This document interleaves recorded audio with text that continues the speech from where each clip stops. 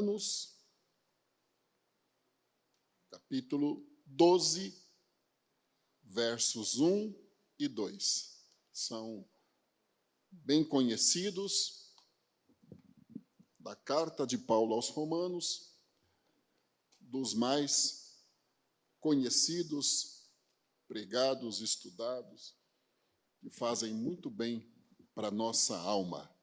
O bom é que a palavra do Senhor é renovável. Então, por certo, ele tem uma porção para nós esta noite aqui.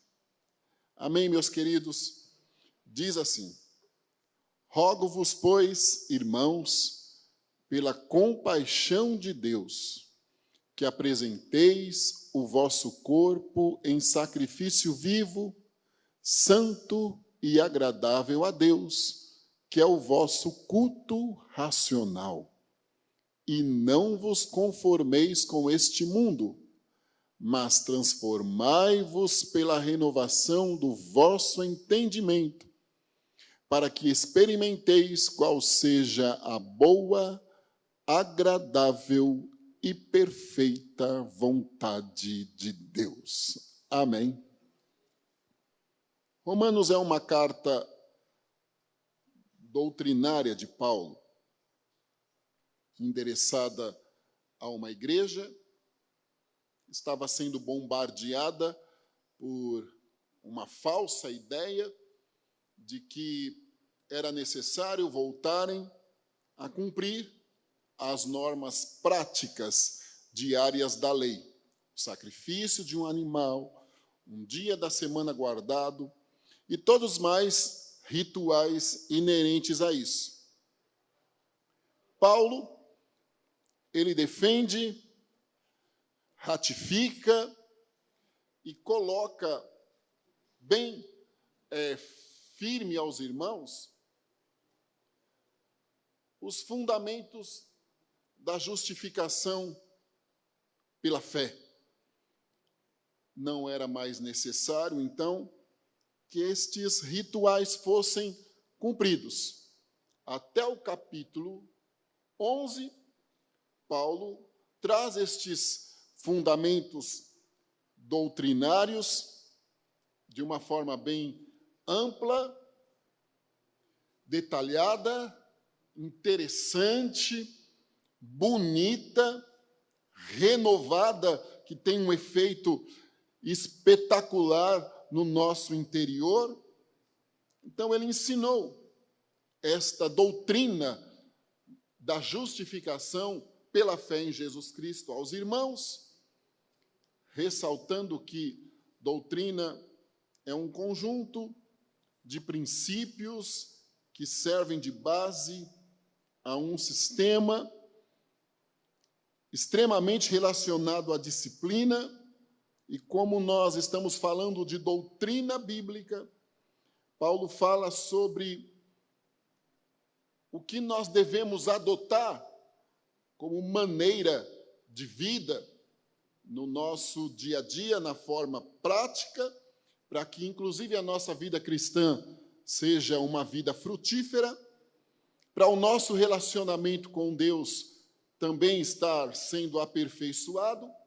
Paulo traz um conjunto de doutrinas que devemos obedecer, seguir e colocar eles como disciplina na nossa vida, fundamentados, obviamente, na palavra de Deus. Eu prestei atenção no salmo que o pastor Arnaldo leu. A mim, dos mais bonitos de Davi, em que ele reconhece a total necessidade do Senhor, e os versículos 7, 8, 9, 10, 11, ele fala sobre a lei, sobre a palavra do Senhor, que deve ser colocada em prática na nossa vida. Então, Paulo, aqui, a partir do capítulo 12, ele preocupou-se em trazer aos irmãos como eles deveriam colocar no dia a dia esta prática. Paulo falaria sobre a conduta pessoal do cristão, a atitude do cristão diante dos não cristãos, e até mesmo sobre o convívio dos cristãos entre eles. Tudo colocando em prática o que ele ensinara até o capítulo 11. Inclusive, por isso mesmo ele começa: eu peço a vocês, rogo, peço com intensidade, pois, meus irmãos, que vejam a misericórdia de Deus para conosco, e por esta misericórdia, compaixão que Deus teve para conosco, em nos religar a Ele em comunhão, através de Jesus Cristo, que vocês obedeçam isto, que sigam esta doutrina, que coloquem ela na prática diária, que é realmente um verdadeiro desafio, que quando nós nos prontificamos a tal, inclusive vamos sofrer algumas dificuldades, porque as perseguições do adversário podem tornar-se ainda mais acentuadas. Todas as vezes que nós nos propormos a fazer o melhor para o Senhor, a santificar a nossa vida, nós vamos passar por desafios, porque tudo que o adversário não quer é que a doutrina contida na Bíblia faça parte da nossa vida diariamente. Isto é uma coisa que nós devemos sempre observar, mas também observar que o Senhor nos dá estrutura, capacidade, fortaleza, armas para nós sermos mais do que vencedores. Inclusive no conjunto doutrinário que Paulo fala aos irmãos, em vários momentos, ele diz que os irmãos deveriam, inclusive, alegrarem-se em meio às provações e dificuldades, porque elas seriam exercícios para a vida cotidiana ser aperfeiçoada. Então, quando nós passamos por momentos difíceis, até mesmo quando somos tentados, nós precisamos estar alerta, porque Tiago nos diz que quando isto acontece conosco, também é por nosso aperfeiçoamento. Claro que a tentação, Tiago nos explica, que são os pecados que nos rodeiam. Elas não provêm de Deus, mas elas passam a ser motivos para nós nos aproximarmos mais do Senhor e sermos vitoriosos no aspecto de resistência, pela proximidade a Deus. Paulo, ele traz um exemplo aqui aos irmãos, porque ele tinha conhecimento das dificuldades que estes irmãos em Roma passavam em servir ao Senhor. Era um desafio diário, porque a sociedade ali era extremamente pecaminosa, imoral. Alguns dos irmãos que compunham a igreja tinham sido resgatados pelo sangue de Jesus, desta condição que viviam, e agora, como nova criatura, tinham que deixar para trás as práticas odiernas, mundanas, e a consciência do apóstolo Paulo traz a ele esta forma objetiva de dirigir-se aos irmãos. Nós vivemos num mundo em que, inclusive João, a palavra de Deus nos diz que ele jaz no maligno. Nós vivemos numa sociedade corrompida pelo pecado, mas o Senhor nos convidou e nos chamou para sermos pregadores da palavra, sermos sal e luz do mundo. Então, nós precisamos ter uma conduta de vida diferente. Por isso, ansioso, Paulo rogava aos irmãos para que eles fossem atentos ao que ele tinha ensinado, porque isto traria a eles vitória. E isto, as próprias atitudes destes irmãos atrairiam, porque tornariam-se referência aos outros, atrairiam mais pessoas para a casa do Senhor a acreditarem no Evangelho. Estas atitudes demonstrariam que os irmãos não se envergonhavam desta palavra que tinham recebido, que inclusive foi assim que ele começou a carta, porque eu não me envergonho do Evangelho de Cristo, pois é o poder de Deus para a salvação de todo aquele que nele crê, primeiro do judeu e também do grego, porque nele se descobre a justiça de Deus de fé em fé, como está escrito, o justo viverá pela fé. Então, esta mudança de vida radical que as pessoas sofriam, tanto o judeu, porque deixavam as práticas rudimentares da lei, quanto os gentios, talvez outrora idólatras ou pecadores imorais, encontrando Jesus Cristo, mudavam de atitude. Tudo isto traria uma pregação da palavra de Deus. Então, o apóstolo Paulo, por isso que ele diz aos irmãos, olha, eu peço ardentemente, eu rogo a vocês, eu suplico atenção, para que vocês considerem a misericórdia de Deus que os alcançou e realmente testifiquem, valorizem e aproveitem e desfrutem desta graça. Isto é lindo. Outrora, os sacrifícios dos animais eram sim importantes. Agora, com a redenção, eles tornaram-se obsoletos. Porque a graça maior, através de Jesus Cristo, os fez assim. Então Paulo dizia, agora nós precisamos ser um sacrifício vivo.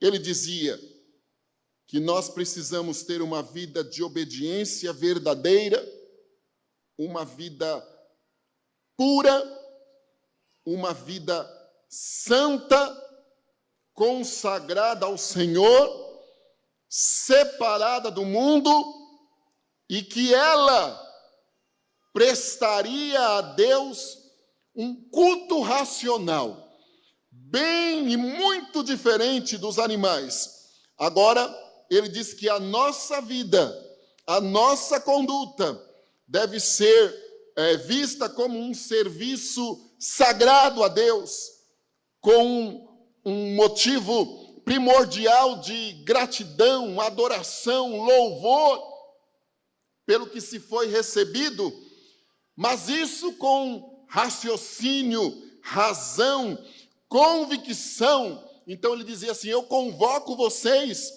a prestarem a Deus um culto verdadeiro através da vida de vocês, e uma vida espiritual diferente e totalmente moldada pela palavra do Senhor. Nós precisamos ser atentos a isso. Nós precisamos prestar ao Senhor o nosso culto racional. Nós não podemos nos acostumar a cultuar, nós não podemos nos acostumar a adorar, nós não podemos esquecer o motivo principal do nosso culto de louvor e adoração ao Senhor, que é a nossa salvação e a certeza plena que ela nos dá de morada no céu. E nós precisamos aprimorar isso. E quando ele diz racional, ele diz: nós precisamos estar convictos de que o nosso culto, o nosso sacrifício, que aí podemos inclusive aplicar as nossas renúncias, porque servir ao Senhor, num mundo perturbado que nós vivemos hoje, é um sacrifício bom, inclusive, mais diário, de renúncia, de santificação, de busca à pureza, de apartar-se do mal e de, em todos os momentos, absorver da forma mais possível e fecunda a palavra de Deus para ela ser vivenciada. E quando ele diz racional, ele diz assim: com razão, segurança e convicção de que este culto vai ser recebido pelo Senhor. A nossa adoração, que deve unicamente ser ao Senhor, o único merecedor de toda honra, todo louvor e toda adoração. E para isso ela precisa partir de dentro para fora, do nosso interior. Canta e dá graça. Do nosso interior ela precisa partir. E nós precisamos da certeza que o Senhor vai receber esta nossa adoração, este nosso culto. E para isto, para que esta certeza esteja dentro de nós, nós precisamos do auxílio do Espírito Santo, sim. Em outro momento, Paulo diz que os irmãos que desfrutassem desta graça e vivessem esta justificação, o Espírito do Senhor Jeová, do lado dele, intercederia ao Pai com gemidos inexprimíveis. O que talvez eu não sei, se eu tivesse combinado com o Arnaldo, não dava nada certo, porque não dá nada certo mesmo. O que talvez eu não sei, como Davi disse: expurga de mentira, faça uma análise bem minuciosa no meu interior, porque o Senhor o conhece. No 139 ele diz: não tem para onde fugir. Para onde eu irei da tua face? Não tem. Então vem, Senhor, e sonda o meu caminho e guia-me novamente ao caminho eterno. Um culto racional é um culto com raciocínio, com segurança, convicção de que Deus estará recebendo este culto. E Paulo dizia aos irmãos: eu peço que os irmãos sejam este sacrifício puro, santo e agradável a Deus, através de um culto racional.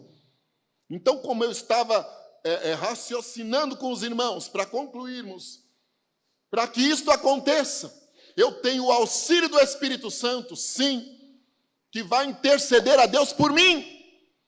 E eu preciso, então, de liberdade de atuação dele no meu interior,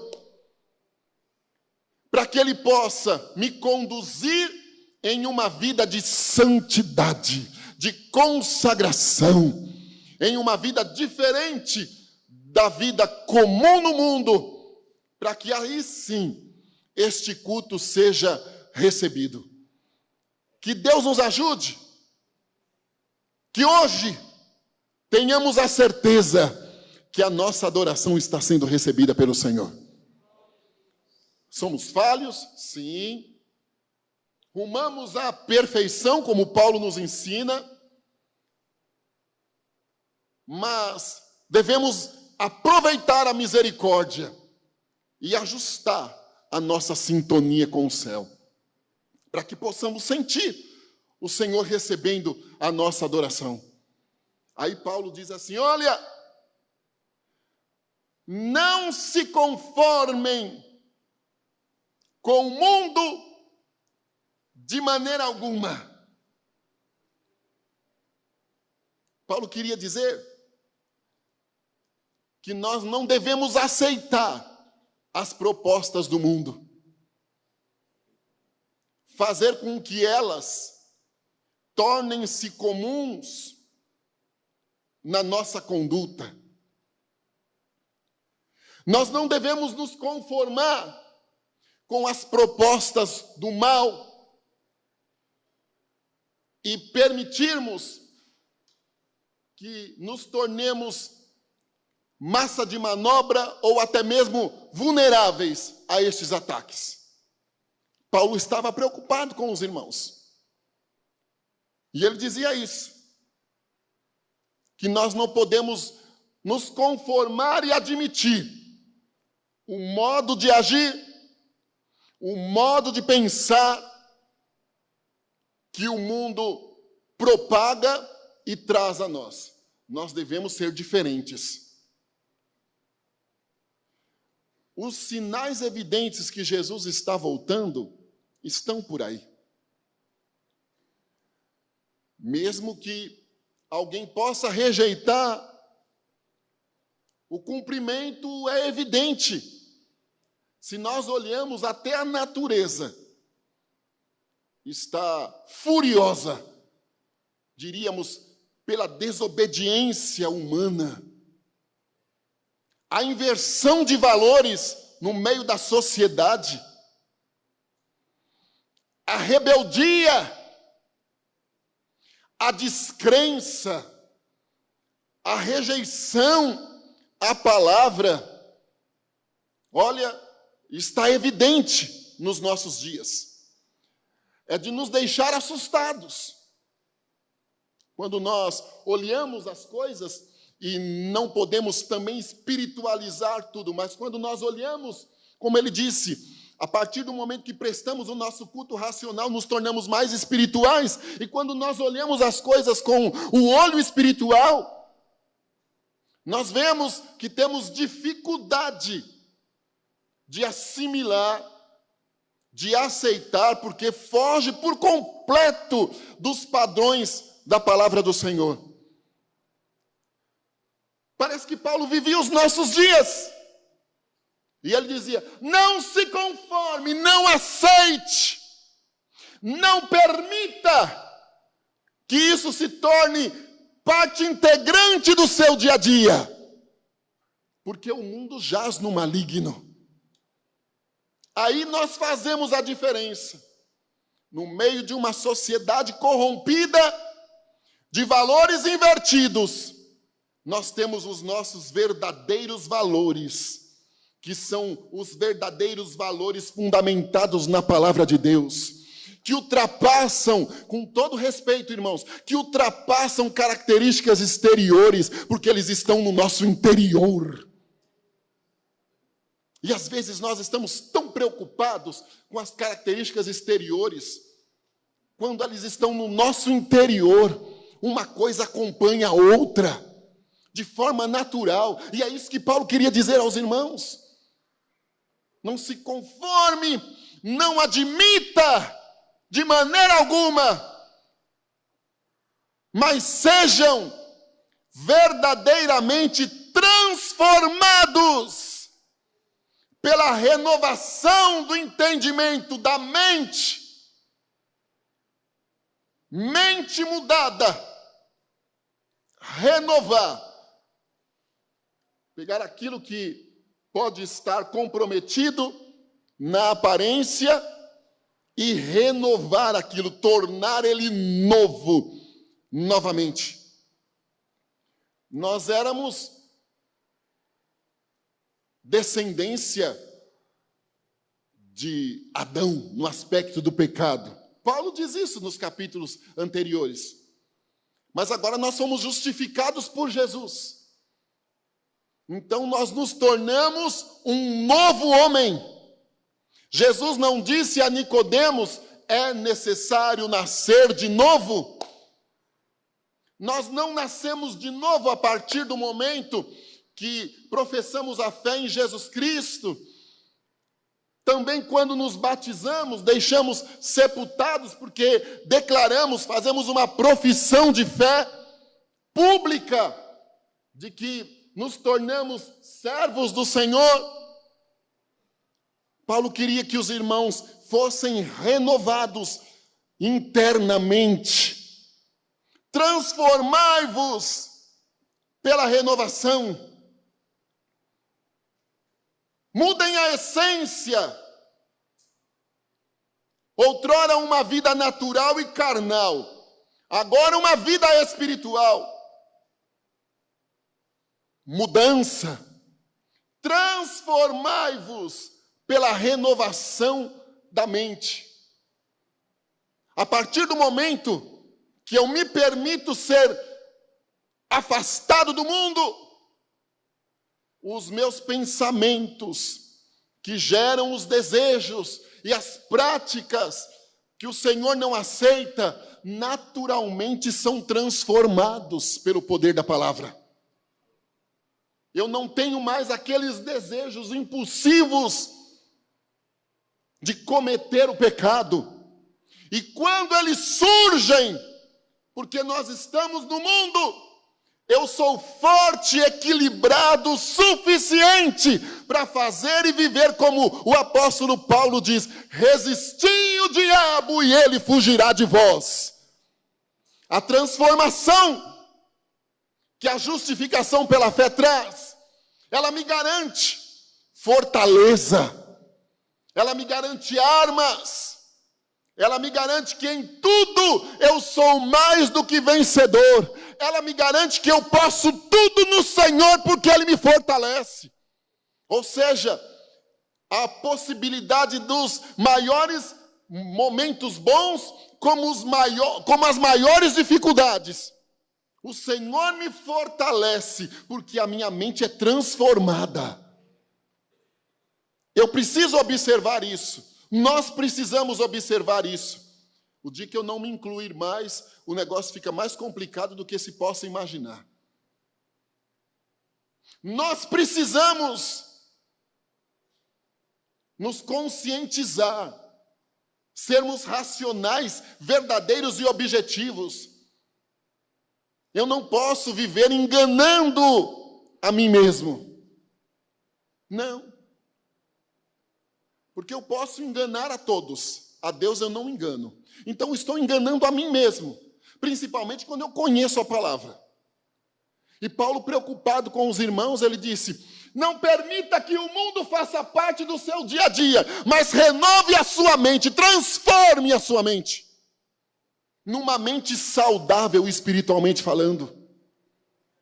Aí os resíduos do velho Adão, eles não terão força e não triunfarão.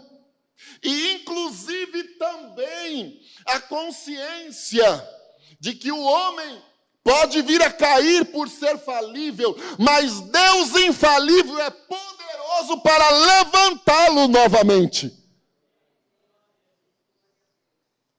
Inclusive, o sábio irmão aos Hebreus, ele diz que em Jesus Cristo a nossa consciência foi purificada. O que mais o adversário faz é quando ele consegue, com seus atributos malignos e maus, derrubar alguém, e a palavra de Deus nos diz: o que estiver em pé, ore para que não caia. Então não existe super-homem, me permita descontrair, e nem Mulher Maravilha. Todos nós poderemos nos comprometer. Por isso que Paulo inicia dizendo: não julgue, convivam bem com as diferenças, porque a justificação é para todos. A palavra de Deus, ela nos garante que o homem pode cair, mas o Senhor é poderoso para levantar. Quando há uma queda, aí é que o mal vai agir. E ele tenta deixar a pessoa constrangida, sentindo-se discriminada, diferente dos outros, pecadora. E, infelizmente, sempre haverá aqueles que, como fizeram com Jesus, olha, mestre, esta mulher foi pega no próprio átrio, de adultério. E a lei de Moisés diz que ela deve ser apedrejada. Jesus estava escrevendo, é capítulo 8 de um dos evangelhos. É dos mais lindos e que mostram porque Deus amou o mundo de tal maneira que deu seu Filho unigênito para que todo aquele que nele crer não pereça, mas tenha vida eterna. Jesus veio para os pecadores mesmo. Ele diz, quem não tiver pecado, atire a primeira pedra. Todo mundo abaixou a cabeça. E um a um,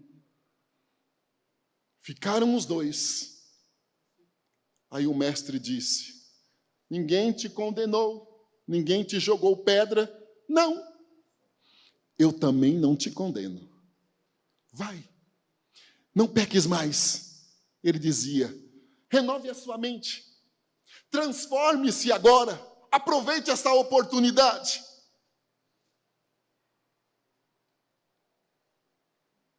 Paulo dizia aos irmãos que a vontade de Deus seria experimentada, porque a vontade de Deus é o que moralmente é bom, é o que é agradável e o que é perfeito aos seus olhos. Eu não disse que ele convidava os irmãos a colocar em prática a lei aprendida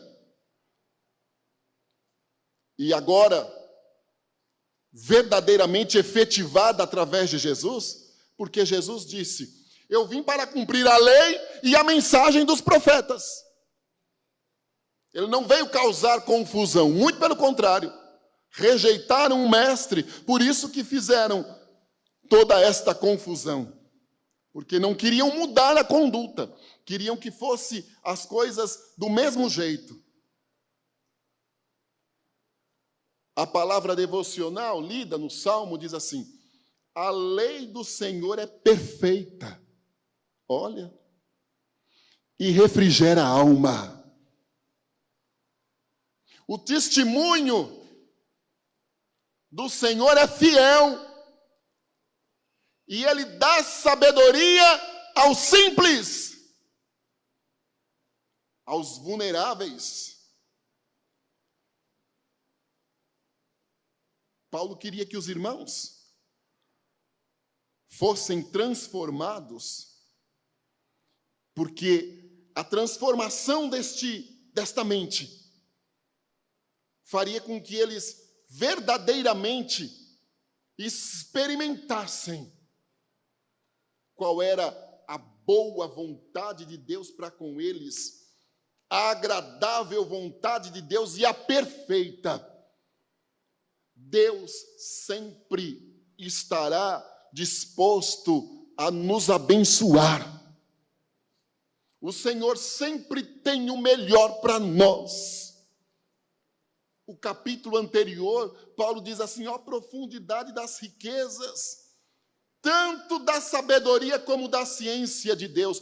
Quão insondáveis são os teus juízos e quão inescrutáveis os seus caminhos. Quanto mais eu me aproximo, mais eu desejo aproximar, mais eu preciso aproximar, mais eu conheço como Ele é maravilhoso, poderoso e como Ele pode fazer coisas bem maiores do que passou pela minha mente. Bem maiores do que eu poderia estar pensando, imaginando. Ele até é aquele que nos ensina a orar, nos ensina a desfrutar melhor desta dádiva. Como nós perdemos oportunidades, irmãos, de conhecermos melhor a Jesus, passando às vezes por momentos difíceis,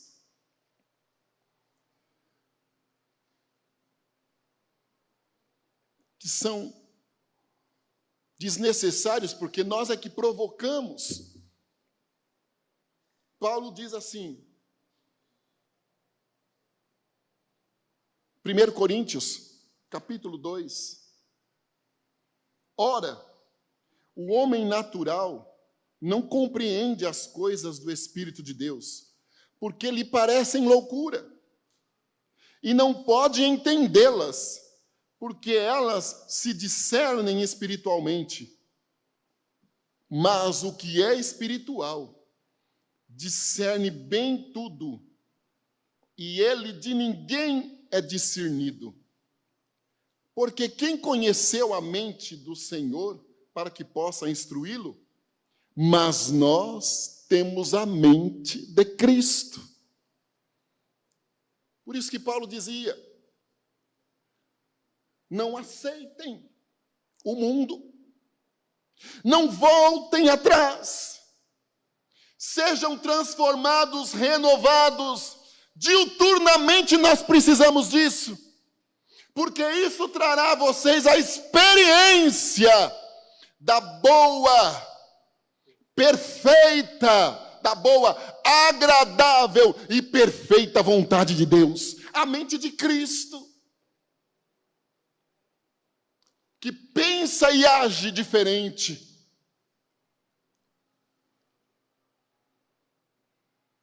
Que não se deixa ser preso de forma alguma, mas que desfruta da liberdade. Às vezes nós nos prendemos,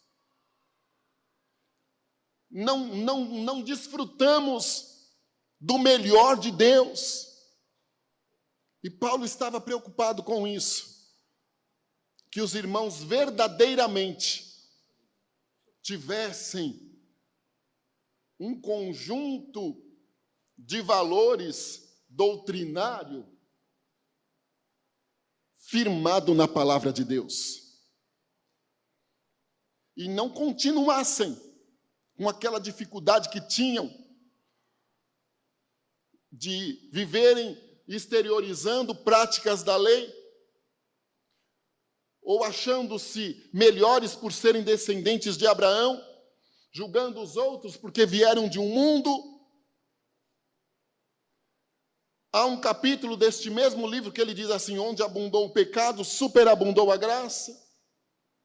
Ele inicia dizendo que ele não tinha vergonha do evangelho, como nós lemos, porque ele era o poder de Deus para todos, tanto do judeu como para o grego. E uma das controvérsias ali era essa, a distinção que um queria fazer do outro, por isso. Aí Paulo ensinou e agora ele diz assim, coloque isso em prática. Sejam racionais, verdadeiros, convictos na adoração, porque vocês são justificados pelo sangue. E vivam a plenitude da experiência, para que vocês desfrutem da bênção da graça, da justificação que receberam. Vamos deixar, irmãos, as coisas do mundo para lá. Não vamos permitir que as aflições que Ele nos traz nos comprometa com Deus, ou nos comprometa espiritualmente, emocionalmente, em algum momento até fisicamente falando. Não! Vamos deixar para lá. Vamos viver verdadeiramente a palavra do Senhor. Sermos obedientes e prestarmos ao Senhor o nosso sacrifício vivo, santo, consagrado, separado e que agrade ao Senhor de verdade. Vamos agradar ao Senhor e jamais ao mundo, ou qualquer um dos sistemas que forem nos imposto. Vamos agradar ao Senhor, porque nós vamos experimentar a bondade de Deus conosco. Vamos nos lembrar da compaixão, da misericórdia de Deus, em enviar Jesus Cristo, o melhor. O melhor de Deus era Jesus Cristo, o seu Filho único, que estava com ele ali, porque nós lemos João 1 e vemos, tudo já estava planejado após a queda de Adão. E Deus queria o melhor, e Ele trouxe o melhor, e nos oferece o melhor. Não há dinheiro no mundo que compre a paz que excede todo o entendimento que Jesus Cristo pode nos dar. Não há. Não há dinheiro no mundo que compre a alegria da salvação. Alegrai-vos no Senhor, regozijai-vos no Senhor. Outra vez vos digo, regozijai-vos no Senhor. Ou seja, extrapolem de alegria. Extrapolem de alegria. Vivam a essência disso. Canta e dá graça. Como nós nos deixamos prender por coisas passageiras deste mundo. E não vivemos isso, mas que hoje seja um dia diferente, de mudança, que a minha mente passe a pensar como a mente de Cristo. Já pensou nisso?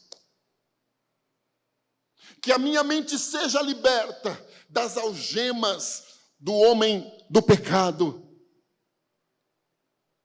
do homem natural que não consegue jamais discernir as coisas no aspecto espiritual.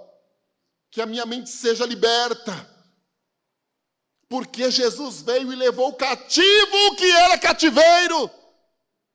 Tudo que me oprimia, tudo que nos oprimia, tudo que nos castigava, tudo que nos condenava, tudo que nos pressionava, inclusive a dívida, Jesus levou e nos justificou. E agora o apóstolo queria. Eu rogo, eu peço encarecidamente a vocês, meus irmãos, por misericórdia, por compaixão, que o vosso corpo seja apresentado a Deus agora, não mais um animal, mas somos nós, o sacrifício vivo que agrade ao Senhor, porque o animal que simbolizava o resgate momentâneo do nosso pecado, Jesus fez o mais difícil. Que Deus nos alcance, que Deus nos ajude a vivermos a palavra do Senhor. Amém.